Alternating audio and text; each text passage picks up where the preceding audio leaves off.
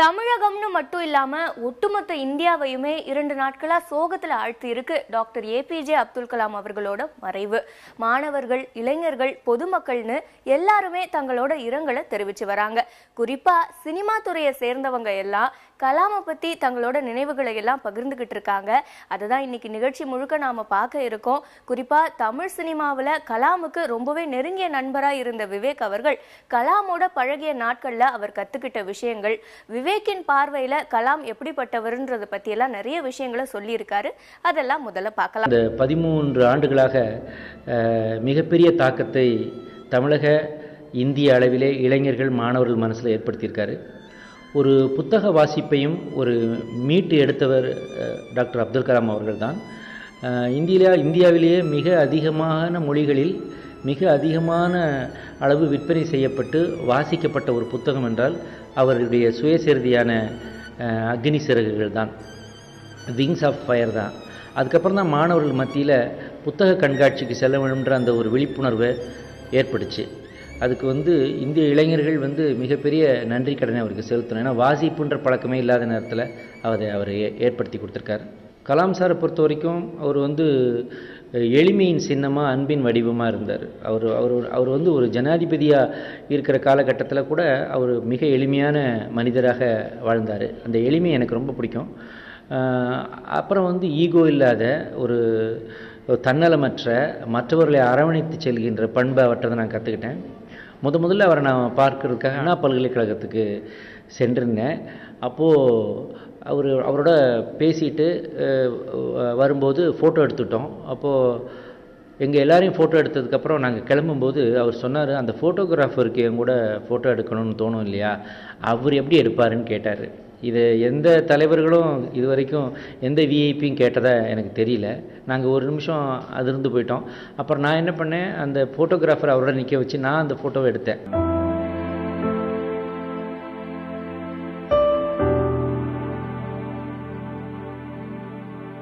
ஒரு ஜவான் எப்போவுமே அந்த ஜனாதிபதி மாளிகைக்கு வெயிலில் மொட்டை வெயிலில் ஃபுல் டே நிற்பாங்க. அது அவங்களுடைய டியூட்டி. அதை பார்த்துட்டு இவர் எதுக்காக இப்படி நிற்கிறாரு என்ன, இல்லை சார் இது புரோட்டோக்காலு, இது உங்களுக்கு இந்திய தேசம் கொடுக்குற மரியாதை, எப்போவுமே உங்களுடைய மாளிகைக்கு வெளியில் இவங்க நிற்பாங்க அப்படின்னு. இல்லை அவங்க வெயிலில் ஏன் நிற்கணும் ஒரு நாள் முழுக்க, அதனால் அவங்களுக்கு நிழல் குடை ஏற்படுத்தி கொடுங்க அப்படின்னு சொல்லிட்டு அவங்களுக்கு நிழல் குடை ஏற்படுத்தி கொடுக்கறதுக்கு ரூல்ஸில் திருத்தம் பண்ணி அதை செய்தார். அதுதான் அவர் தன்னுடைய கண்டுபிடிப்பில் மிக உயர்ந்தது என்று அவர்கிட்ட கேட்டப்போ அவர் சொன்ன பதில் போலியோனால் பாதிக்கப்பட்ட சிறு குழந்தைகள் நடக்கும்போது அந்த கேலிப்பர்ஸ் என்று சொல்லப்படுகின்ற அந்த இரும்புனால் ஆகிய அந்த காலணியை அணிந்து நடக்கும்போது அதோட வெயிட் தாங்க முடியாமல் அவங்க சிரமப்படுறதை பார்த்துட்டு அதுக்காக ஒரு லைட் வெயிட்டில் ஒரு மெட்டல் கண்டுபிடிச்சி அந்த மெட்டலை வச்சு செருப்பு பண்ணேன் உங்களுக்கு, அதுதான் என்னுடைய கண்டுபிடிப்பில் உயர்ந்ததும் புனிதமானதும்னு சொன்னார். That way he is the greatest. அவர் தான் என்னை மரணட சொன்னார் 2010. அதில் ஆரம்பித்து தான் என்னுடைய ஒரு சாதாரண காமெடியனாக இருந்த என்னுடைய வாழ்க்கையை திசை மாறி ஒரு நோக்கு, ஒரு இலக்கு கிடைச்ச ஒரு சமுதாய கௌரவம் மிக்க ஒரு இன்னைக்கு இத்தனை ஊடகங்கள் என்னை பேட்டி எடுக்க வேண்டிய அவசியம் என்ன? அவர் நினச்சா ஷாருக் கானையோ அல்லது ஆமீர் கானையோ அல்லது அங்கே இருக்கிற அமிதாப் பச்சன் அவர்களையோ கூப்பிட்டு சார் இந்தியா முழுக்க மரணடுங்கன்னு சொல்லியிருக்கலாமே. அந்த பெருமையை அவர் எனக்கு கொடுத்தார். ஏன் டாக்டர் என்கிட்ட கொடுத்தீங்கன்னு கேட்டப்போ சொன்னார், இதனால் இவன் முடிக்கும் என்றாய்ந்து அதனை அவன் கண் விடல்ன்ற திருக்குறளை மட்டும் பதிலாக சொல்லிட்டு போயிட்டார். ஸோ அதுக்கெல்லாம் ரொம்ப நன்றி கடன் பட்டிருக்கேன். இன்றைக்கி சமுதாயத்தில் ஒரு கௌரவம் வந்ததற்கு காரணமே அப்துல் கலாம் சார் தான்.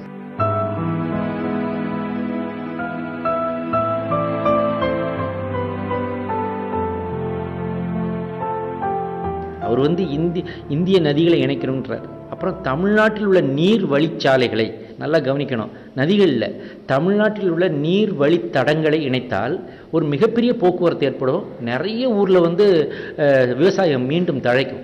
எப்படி ப்ரீ இண்டிபெண்டன்ஸ் டேயில் கலிங்கராயன் ஒருத்தர் பவானியையும் காவேரியையும் இணைச்சி கலிங்கராயன் அணைன்னு ஒன்று கட்டி கொங்கு சீமைக்கே மிகப்பெரிய ஒரு வளமையை ஏற்படுத்தி கொடுத்துருக்கார் விவசாயத்திற்கு. அவர் எப்படி முல்லை பெரியார்னு ஒன்று ஒரு பென்னி குயிக்கு பண்ணி கொடுத்துட்டு போயிருக்காரு. இதெல்லாம் வாழ்க்கையில் மறக்க முடியாத பெரிய பெரிய தியாகங்கள். அவங்க வரலாற்றில் எடுக்க முடியாது. அது மாதிரி கலாம் சார் இனி ஃப்யூச்சரில் பேசப்படணும்னா அவர் சொன்ன அந்த தமிழ்நாட்டில் உள்ள நீர் வழித்தடங்களை இணைத்தல்ன்றது நடந்ததுன்னா மிகப்பெரிய விஷயம். தமிழ்நாட்டுடைய வறட்சி, பஞ்சம், நீர் தட்டுப்பாடு, விவசாயத்தில் இருக்கிற குறைபாடு எல்லாமே சரியாயிடும். Kaniyan Pungundranar, who articulated in 3000 years back in Tamil classic Purananur. He says, Yadum Ure Yavarum Kelir, which means, I am a world citizen, every citizen is my own kith and kin, he said 3000 years back. Extraordinary speeches we have ever heard.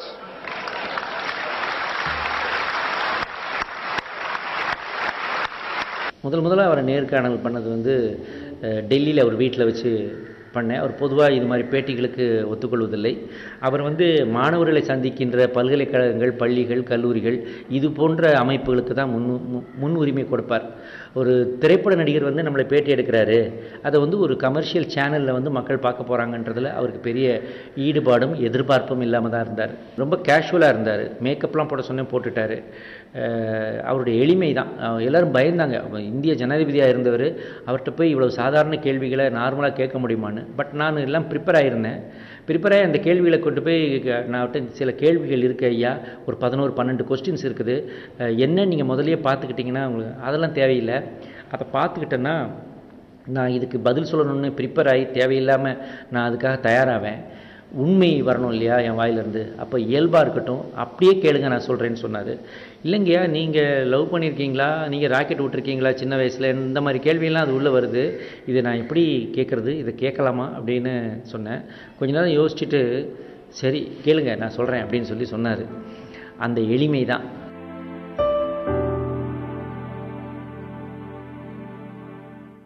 தமிழகத்தின் ராமேஸ்வரத்தில் பிறந்து தமிழ் வழி கல்வி கற்று இந்தியாவின் முதல் குடிமகனா வளர்ந்தவர் doctor APJ Abdul Kalam அவர்கள். அவருடைய கைகளால தன்னோட பாடலுக்கு தேசிய விருது பெற்ற கவிஞர் வைரமுத்து தனக்கே உரிய கவிதை நடையில அப்துல் கலாமை சந்திச்ச நிகழ்வு குறித்தும் அங்க நடந்த உரையாடலையும் நினைவு கூர்ந்திருக்காரு. அதையெல்லாம் இப்ப பார்க்கலாம். அப்துல் கலாம் அவர்களின் எளிமைதான் அவரது வலிமை. பதவி என்ற கிரீடத்தை அவர் எப்போதும் தனக்கு ஓர் ஒளிவட்டம் என்று கருதி கொண்டதில்லை. பதவி என்பது உதவி செய்வதற்கான ஒரு கருவி என்பது மட்டும்தான் அவரது கருத்து. அவரது எளிமைக்கு என் அனுபவத்தில் ஓர் எடுத்துக்காட்டு சொல்லலாம் என்று நினைக்கிறேன். இந்திய குடியரசுத் தலைவராய் அவர் கோலோச்சி கொண்டிருந்த பொழுது மத்திய அரசின் விருது வாங்கச் சென்ற நான் அப்துல் கலாம் அவர்களையும் சந்திப்பதற்கு நேரம் கேட்டேன். நேரம் ஒதுக்கி கொடுத்தார். என்னை காவலர்கள் அழைத்து சென்றார்கள். ஒரு பெரிய கூடத்தில் அமர்த்தினார்கள். சற்று நேரத்தில் குடியரசுத் தலைவரின் அறைக்கு என்னை அழைத்து சென்றார்கள். குடியரசுத் தலைவருக்கு ஒரு தனி இருக்கை, எனக்கு ஒரு தனி சோஃபா. காவலர் வந்தார். அவருக்கு நான் பொன்னாடை அணிவிக்கலாமா என்று காவலரை கேட்டேன். அவர் சம்மதம் தெரிவிக்கவில்லை. ஆனால் கலாம் ஐயா, நீங்கள் எனக்கு சூடுங்கள், நான் ஏற்றுக்கொள்கிறேன் என்று எனக்கு அனுமதி கொடுத்தார். நான் பொன்னாடை சூட்டினேன். சற்று நேரத்தில் காவலர் முறைப்படி விடை கொண்டு வெளியேறிவிட்டார். அதுவரைக்கும் தன் தனி இருக்கையில் அமர்ந்திருந்த அப்துல் கலாம் ஐயா அவர்கள் காவலர் வெளியேறியதும் நான் அமர்ந்திருந்த சோஃபாவில் மிச்சம் இருக்கிற இடத்தில் வந்து அமர்ந்து கொண்டார். நான் அப்போது சொன்னேன், ஐயா, கண்ணதாசனின் கவிதை ஒன்று என் நினைவுக்கு வருகிறது. என்ன கவிதை என்று முகமலர்ந்தார். யார் தருவார் இந்த அரியாசனம், புவி அரசோடு எனக்கு ஒரு சரியாசனம் என்று சொன்னேன். குழந்தை போல் கைதட்டினார். மகா ரசிகனாக இருக்கிறவன் மனதில் எதையும் மிச்சம் வைத்துக் கொள்ள மாட்டான். அவர் ராஜாங்க ரகசியங்களை வேண்டுமானால் காத்திருக்கலாமே தவிர அவர் சொந்த வாழ்வில் எந்த ரகசியமும் இல்லை.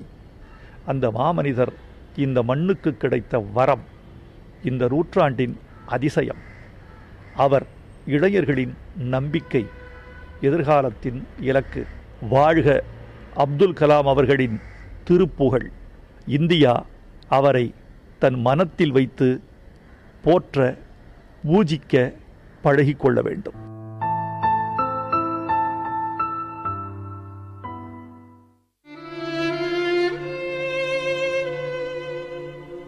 விவேக், வைரமுத்து போலவே சினிமா துறையை சேர்ந்த பலரும் தங்களோட பார்வையில கலாம் எப்படிப்பட்டவர், கலாம் கிட்ட தங்களுக்கு பிடிச்ச விஷயங்கள்னு கலாமை பத்தி நிறைய விஷயங்களை நம்ம கூட பகிர்ந்துகிட்டு இருக்காங்க. அதையெல்லாம் இப்ப பார்க்கலாம். It is a great loss to the world, country, நம்ம நாடுக்கு முன்னும் இல்லை, to the entire world. ஒரு லீடராக மட்டும் இல்லை, ஒரு நல்ல மனிதர். அதாவது என்னோட இன்ஸ்பிரேஷன் நான் தைரியமாக நான் சொல்லணுன்னா அது கண்டிப்பாக அப்துல் கலாம் அவர்கள் தான். ஏன்னா அவர் பார்க்கும்போதே ஏதாவது நல்லது செய்யணும் அப்படின்ற ஒரு உணர்வு எல்லாரும், எஸ்பெஷலி யங்ஸ்டர்ஸ் மத்தியில் ஒரு இன்ஸ்பிரேஷனாக அவர் இருந்திருக்கார். இன்றைக்கி அவர் இல்லைன்ற ஒரு விஷயம் டெஃபினட்டாக I think nobody can take it immediately. அந்த லாஸ் கண்டிப்பாக அவரோட மெமரிஸ் லைஃப் லாங் நான் உயிரோடு இருக்கிற வரைக்கும் கண்டிப்பாக அவர் என் மனசில் பதிவாகக்கூடிய ஒரு நல்ல மனிதர், ஒரு கிரேட் லீடர். பிரசிடெண்ட்டாக இருந்து எந்த ஒரு ஆர்ப்பாட்டம் இல்லாமல் ஒரு ஒரு வெரி டவுன் டு அர்த் பர்சனாக காணப்பட்டார். அவர் பண்ண சாதனைகள் சாதாரண விஷயங்கள் இல்லை, இந்தியாவுக்கே பெருமை கொண்டு வந்த ஒரு நல்ல மனிதர். நான் ஏதாவது நல்லது பண்ணணும்னு நினச்சேன்னா அது கண்டிப்பாக அவர் மனசில் வச்சு தான் நான் பண்ணணும். ஏன்னா அவர் எந்த ஒரு பப்ளிசிட்டியோ எந்த ஒரு ஆர்ப்பாட்டம் இல்லாமல் அவர் மக்களுக்கு ஏதாவது அவர் மூலியமாக நல்லது செய்யணும், நல்ல விஷயங்கள் ஷேர் பண்ணிக்கணுன்ற உணர்வு எல்லாருக்கும் his brought it towards youngsters mind. ஒரு எத்தனை ஆண்டு காலம் வாழ்ந்தார் என்பதல்ல, அந்த வாழுங்காலத்தில் அவர் என்ன தடைங்களை அடுத்த தலைமுறைக்காக விட்டு போகிறாருன்னு தான் முக்கியம். இப்போது கொடிகாத்த குமரன்னு சொல்கிறோம், பகத்சிங்னு சொல்கிறோம், விஞ்ஞானி மேரி கியூரின்னு சொல்கிறோம். இவங்கெல்லாம் இளவயதில் காலமாயிட்டவங்க. அதனால் அவங்களுடைய வாழ்க்கை பூர்த்தியாகலைன்னு நம்ம சொல்ல முடியாது. அவங்க வாழ்வில் ஒரு ஆழமான தடயங்களை அவங்களுக்கு பின்னால் வர்ற தலைமுறையை முன்னேற்றத்துக்கான ஒரு ஆழமான கருத்துக்களை விட்டு போயிருக்காங்க. அது மாதிரி தான் நான் அப்துல் கலாம் ஐயா அவர்களை பார்க்குறேன். எங்களுக்கெல்லாம் நடிப்பில் அந்த பாடி லாங்குவேஜ்னு ஒன்று இருக்குது. நம்ம செய்கிற வேலையை பொறுத்து, நம்ம வளர்ச்சியை பொறுத்து அது மாறிக்கிட்டே இருக்கும். நீங்கள் பழைய புகைப்படங்களில் அப்துல் கலாம் ஐயாவுடைய அவருடைய இளமை கால புகைப்படங்களை பாருங்கள், அப்புறம் நடுவயதில் பாருங்கள், அப்புறம் ஜனாதிபதியாக இருந்த பிறகு, அப்புறம் ஜனாதிபதியாக அந்த பதவி காலம் முடிஞ்சு அது உலகம் பூரா போகிறாரு. எல்லா இடத்துலையும் அவருடைய உடல் மொழி ஒரே மாதிரியாக இருக்குது. அந்த எளிமையை, தன்னுடைய எளிய குணாதிசயத்தை அவர் விட்டு கொடுத்ததே கிடையாது. உண்மையாகவே அவர் மேலே நம்ம அன்பு செலுத்தணும் அல்லது மரியாதை செலுத்தணும்னா அவர் கனவு கண்ட இந்தியாவை நம்ம உருவாக்கி காட்டணும். கனவு என்பது ஒரு பொய், கனவு என்பது யதார்த்தத்துக்கு உதவாதது அப்படிங்கிற ஒரு விஷயம் நிறைய சொல்லப்படுது. ஆனால் அது தப்பு. கனவு என்பது அறிவியலினுடைய ஆரம்பம். கனவு என்பது ஒரு தேசத்தினுடைய வளர்ச்சிக்கு அது மூலதனம். கனவு என்பது இளைய சமுதாயத்தினுடைய வளர்ச்சிக்கு அது மிக முக்கியமான அடித்தளம் அப்படிங்கிறத உணர்ந்துக்கிட்டு முழுக்க அதிலேயே தான் பயணம் செஞ்சார் கலாம் ஐயா. இன்னைக்கு இந்த நாட்டை ஆளக்கூடிய பிரதம மந்திரியிலிருந்து மிகப்பெரிய பதவி வகிக்கக்கூடிய பெரிய தலைவர்களிலிருந்து குழந்தைகளுக்கு பாட புத்தகங்கள் வழியாகவும் யாரோ சொல்லித்தான் தெரியுது. அது நம்ம சொல்லி கொடுத்து தான் தெரிய வைக்கிறோம். ஆனால் கலாம் ஐயா மட்டும்தான் எந்த பாடப்புத்தகமும் யாரும் சொல்லாமலே காற்று வாக்கில், செவி வாக்கில் குழந்தைங்க மனசில் ஒரு பதிஞ்சிருக்கு. இன்னைக்கு அதுதான் அவருக்கு கிடைச்ச ஒரு மிகப்பெரிய வெற்றியும் கூட. ஒரு சாமானியனால் நாட்டின் தலை சிறந்த பதவிக்கு வர முடியும் என்ற நம்பிக்கையை இந்தியாவில் உள்ள அனைத்து உள்ளங்களிலும் பதிவு செய்தவர். கனவு காணுங்கள், அந்த கனவை நனவாக்குங்கள். நீங்கள் காணுகின்ற கனவு தூக்கத்திலே வருகின்ற கனவாக இருக்கக்கூடாது, உங்கள் தூக்கத்தை கெடுக்கின்ற கனவாக இருக்க வேண்டும். அந்த கனவை நனவாக்குவதற்காக உங்களுடைய தூக்கத்தை நீங்கள் இழக்க வேண்டும் என்கின்ற உயர்ந்த சிந்தனையை இளைய தலைமுறையினர்களிடத்திலே எடுத்து சென்றவர். தன் வாழ்நாள் முழுவதும் இளைய சமுதாயம், அடுத்த சந்ததிகள் இந்த நாட்டினுடைய எதிர்காலம் என்பதை மாணவர்களிடத்திலே தன் வாழ்நாள் முழுவதும் அவர்களோடு உரையாற்றி தன்னுடைய கருத்துக்களை அவர்களிடத்திலே பதிய வைத்தவர். இன்றைக்கு என்னுடைய அனுபவத்தில் இந்த உலகத்தில் எந்த ஒரு தலைவருக்கும் எந்த ஒரு மனிதருக்கும் ஒரு நாடே அதிர்ந்து போயிருக்காது. அப்பேற்பட்ட ஒரு அதிர்வை நமக்குள்ளே உருவாக்கியவர். அன்னாருடைய ஆத்மா சாந்தியடைய எல்லாம் அல்ல இறைவனை உங்களில் ஒருவனாக நானும் வேண்டுகிறேன்.